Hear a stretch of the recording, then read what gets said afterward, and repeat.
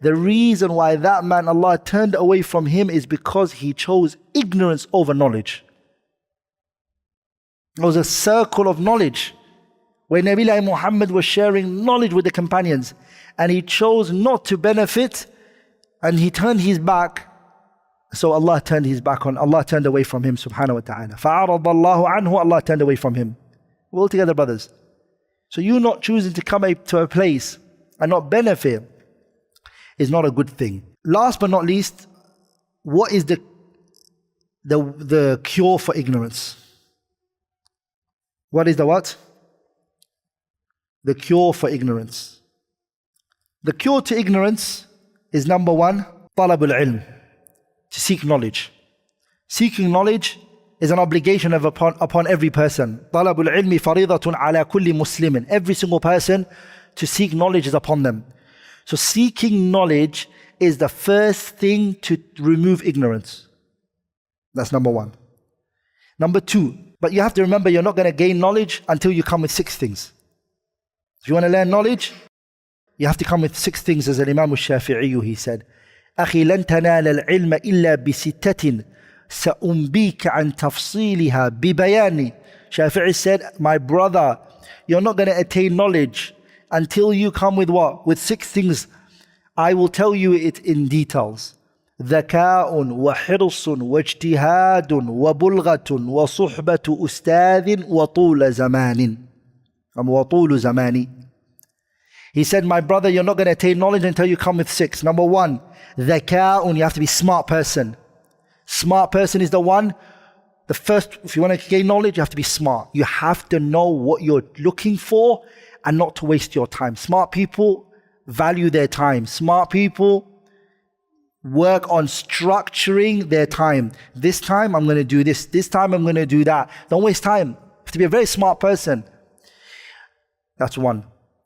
The second one is وَحِرْصٌ, striving. You have to strive. Hirs is a person who's haris. What does he do? Hirs is actually, it's not just striving. Hirs is actually different, because ijtihad is striving. Hirs is what? Hirs is to, you want it. You're passionate about it. You need to come with passion. Something you don't want, your parents are forcing you to do it, other people are putting pressure on you, they're not going to get anything from it. So there has to be hirs, that desire, that burning desire, I want to do it. Hirs. Wajtihadun means striving. The third one is what? Striving. And now it's not just a burning feeling, but it's ijtihadun. Wa bulghatun. Bulgha means what? You have to have some money.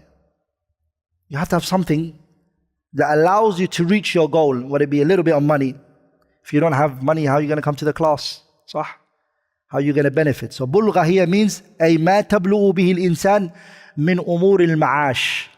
You know, worldly, you have to have enough to pay your bills here and come to the halaqat and learn.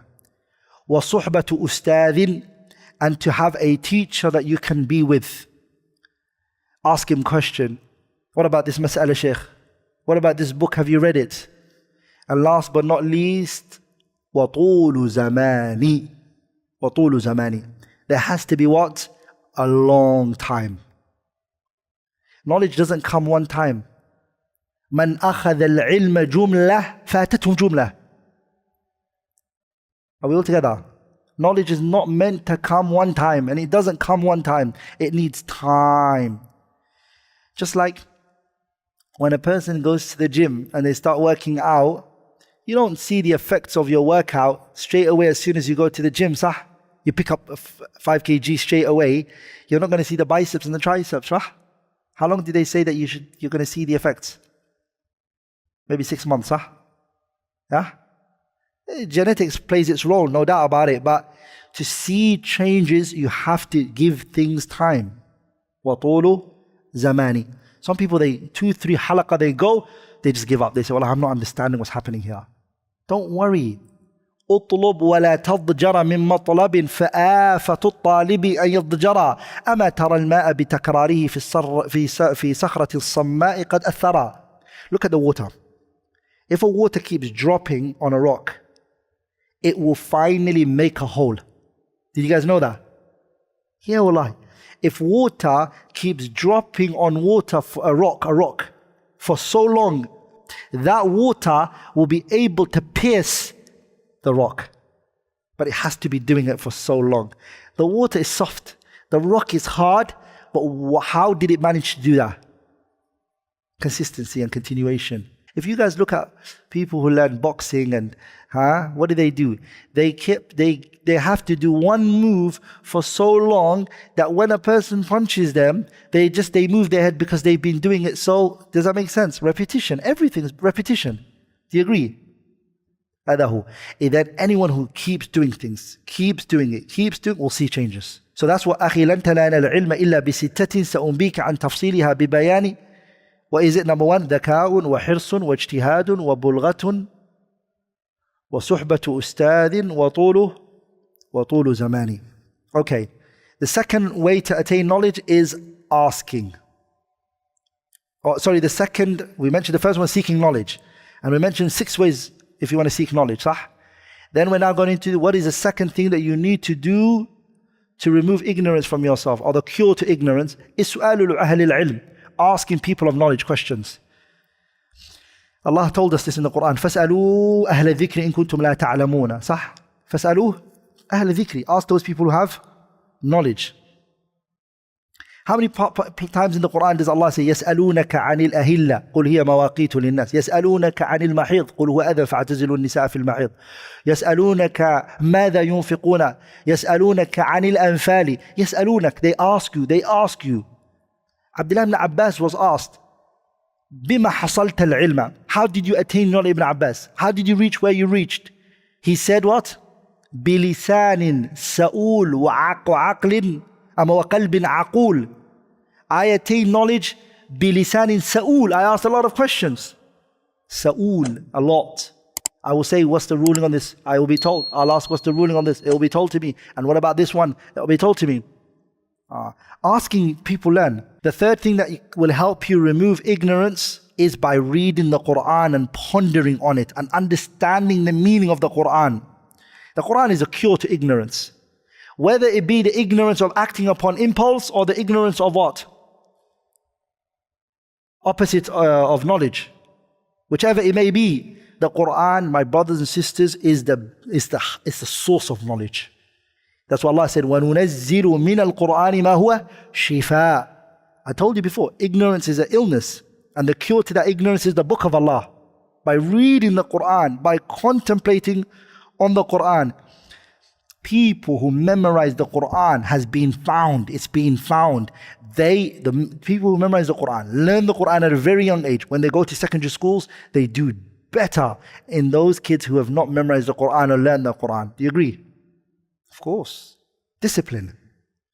They took the whole Qur'an and put it in their heads. You know how much effort needs to go into that? Sitting down, be quiet, listen to the Qur'an, repeat it, go back. Do that. Secondary school exams are not that hard. Do you understand, brothers? So, it opens all sorts of knowledge for the person. The Qur'an is mutashabih. This verse is similar to this verse, is similar to that verse. Your brain opens. Then the meaning of the Qur'an, when you understand, you're like, wow. Are we all together, brothers? So reading the Qur'an, memorizing the Qur'an, and also Allah Tabarak wa Ta'ala, the Prophet, he said in the hadith, لِكُلِّ قَوْمٍ آنِيَةٍ. The Prophet, he said, every people, they have places where they put stuff in. In your house, there's a glass where you put salt in. There is another place where you put sugar in it, and a pepper, and this and that. صح? وَلِلَّهِ آنِيَةً. Allah has one as well. وَآنِيَةُ اللَّهِ. Allah's one is what? قَلْبُ كُلِّ عَبْدٍ. It's the heart of every righteous slave. What does Allah pour in that heart like it? The Qur'an. That's why Allah stores His words in those people. They're carrying the words of Allah. Are we all together, brothers? You think Allah's going to forsake them? He takes care of them. They're His people, subhanahu wa ta'ala. So, the Qur'an, the people who possess it, hatta even the scholars they found, the people who live by the Qur'an, hold on to the Qur'an, tend to not suffer from what? Mental health issues. Do you understand? Yani people of the Qur'an, long memory Allah gives them subhanahu wa ta'ala, that they remember so much in life. All these issues that people suffer from, dementia and etc. Ahlul Qur'an, the people of Allah don't suffer from that. So this, my brothers and sisters, is what I wanted to talk to you about today. These classes, what we're learning in here are all what is needed for you. You're learning ahkam, the do's and the don'ts. How do you worship your Lord? What does Allah want from you? What should you do? What should you not do? So that when you come to Allah Tabaraka wa Ta'ala and you meet Him, you have studied about Him and you learnt about Him.